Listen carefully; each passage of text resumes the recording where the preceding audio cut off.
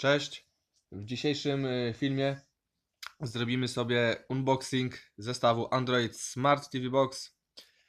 Opowiem pokrótce o funkcjonalności tego urządzenia oraz o elementach znajdujących się w zestawie. Więc może tak, pokrótce o funkcjonalności tego urządzenia. Android 7.1.2 to z takich najważniejszych rzeczy. 4-rdzeniowy procesor, jakość odtwarzania filmów 4K, Wi-Fi, złącze na połączenie internetu kablem, czyli kabel Ethernet LAN oraz slot na karty pamięci. Przejdźmy teraz sobie może do rozpakowywania tego urządzenia.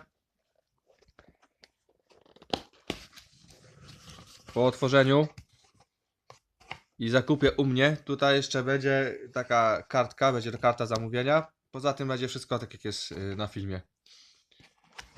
Jest oczywiście urządzenie, które jest bardzo małe. Ja to pokażę, jak ja to trzymam na dłoni.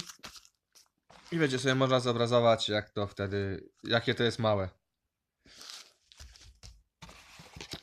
Tutaj jeszcze pod tą drugą pokrywą tego pudełka mamy całość w sumie tego zestawu.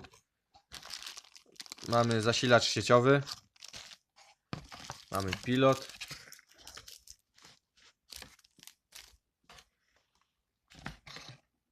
Mamy taki chwytak. To jest zestaw montażowy, o którym powiem za chwilę. Kabel HDMI. Wzmacniacz sygnału do pilota. Oraz instrukcja w języku angielskim. Wszystko, co jest tutaj w tej instrukcji, ja właśnie teraz staram się opowiedzieć. Więc tak, co do samego urządzenia. Prezentuje się bez folii ono w następujący sposób.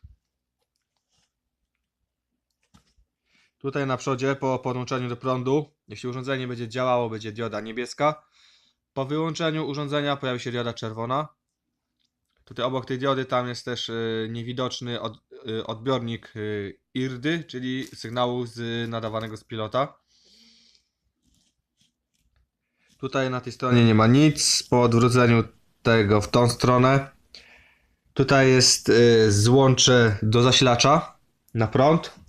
Tutaj podłączamy internet kablem do tego wejścia Ethernet.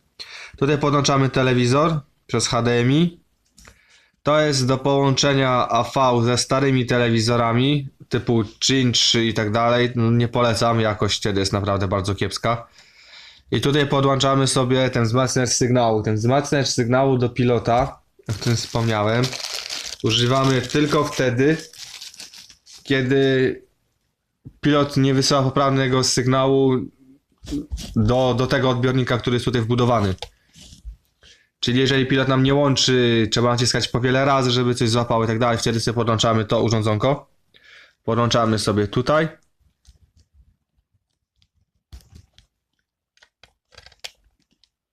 Rozwijamy oczywiście ten kabel i tą kuleczkę przy pomocy tej małej dwustronnej tasiemki, którą sobie przyklejamy tutaj, i to później przyklejamy sobie całe to urządzonko gdzieś na wysokości telewizora dyskretnie.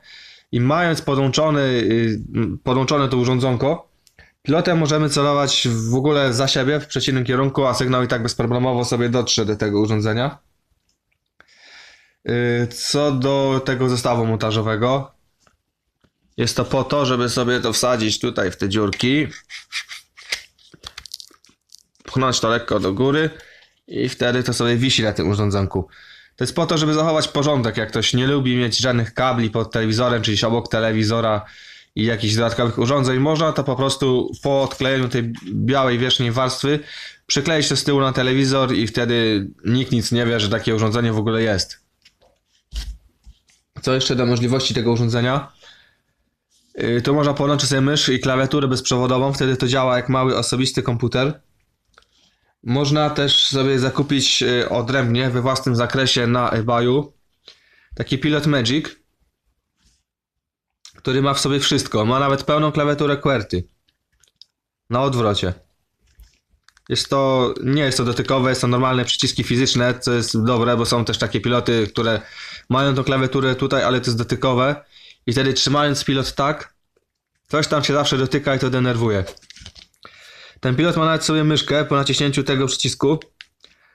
na ekranie pojawia się kursor myszy, ale to nie działa na takiej zasadzie, że sterujemy tym jak myszką w komputerze na takiej zasadzie, tylko to działa na zasadzie tych pilotów, które oferuje LG do swoich telewizorów, czyli w powietrzu sterując sobie tym kursorem myszy, nacelowujemy sobie tam powiedzmy na jakiś tam cel, naciskamy OK i wszystko funkcjonuje.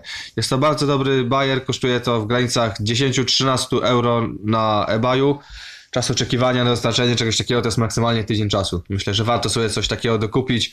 Wtedy nie ma tam żadnych kłopotów z trzymaniem myszy, klawiatury i pilota i sterowaniem tym wszystkiego z osobnych urządzeń. No myślę, że opowiedziałem wszystko. Jeśli są jakieś pytania, zawsze można tam do mnie kierować na WhatsApp. Klienci mają mój WhatsApp. Jeśli ktoś jest zainteresowany tutaj z widzów, można zawsze pisać do mnie prywatne wiadomości bądź pod komentarzami. Ja się staram to zawsze jakoś sprawdzać i tam jakoś względnie szybko odpisywać. To by było na tyle. Dzięki, pozdrawiam, hej!